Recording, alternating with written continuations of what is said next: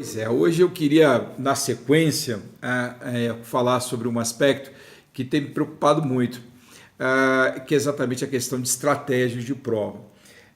Quando você pega, por exemplo, o próprio manual de elaboração de texto legislativo, que aliás não é um textão de manual, não, é que a gente só se refere a ele como manual. A gente percebe ali os modelos, um trabalho maravilhoso dos nossos colegas consultores da Câmara Legislativa, que, como eu já disse anteriormente, a gente utiliza para preparar a gente para a Senado e para a Câmara, porque nenhum manual é tão detalhado quanto o manual de elaboração de textos legislativos da Câmara Legislativa do Federal, que também tem um outro livro muito importante para quem quer fazer essa segunda etapa, que é o funcionamento e o processo legislativo da Câmara, também elaborado pelos consultores, né?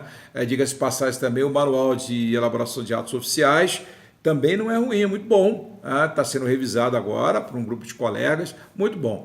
Mas o que acontece muitas vezes? Quando você pega o próprio manual, você olha aquilo ali e fala assim, interessante, está muito bem feito, muito bem escrito, o pessoal é muito competente, mas se fosse na prova, eu diria que faltou aqui e acolá em algum parecer ou outro, aspectos que para quem já está como consultor não fazem falta.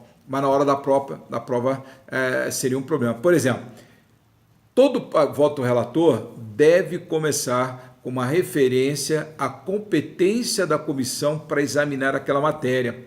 Então, todo parecer de CCJ, em termos de estratégia de prova, deve começar nos termos, do artigo tal, do regimento interno da Câmara Legislativa Federal, compete a esta comissão examinar a proposição em tela, um epígrafo ou a presente proposição sobre aspectos de constitucionalidade, juridicidade, legalidade, regimentalidade e boa técnica legislativa.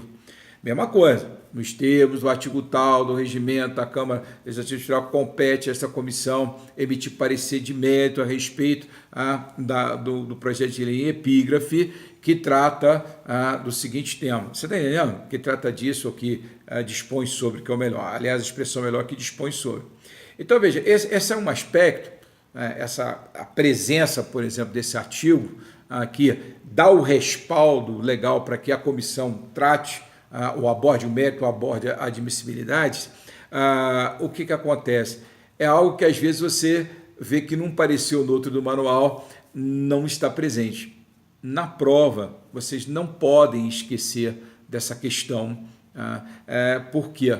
Porque uma coisa é a realidade da assessoria, a realidade como consultor, e outra coisa é a estratégia de prova. Vocês não podem esquecer que você está fazendo uma prova, e como tal, quem manda na sua prova, por ser prova, quem manda na sua prova é o examinador. Ele tem uma planilha de correção, e ele, quando corrige, ele busca na sua prova o que ele colocou na sua planilha na planilha de correção dele. Então, por exemplo, o que acontece? Poxa, professor, mas a ausência desse parágrafo implica necessariamente a desqualificação do meu parecer? De modo algum. De modo algum, porque inclusive algumas dessas coisas são muito óbvias, porque são muito batidas, mas acontece que você pode perder meio ponto aí. E esse meio ponto pode resultar o quê? Em você estar entre aqueles que serão classificados para as vagas ou estar entre os que não serão classificados. Prova é prova, realidade como consultor é realidade como consultor. Há uma grande intersecção, óbvio, senão você não estaria fazendo prova para consultor. Mas cuidado com as estratégias de prova. Eu volto a falar sobre esse assunto. Um grande abraço, eu sou João Dino dos Santos, mestre em Linguística da UNB e consultor legislativo aposentado da Câmara Legislativa do Federal. Coloca um like aí se gostou, redaçãoaplicada.com.br. Grande abraço.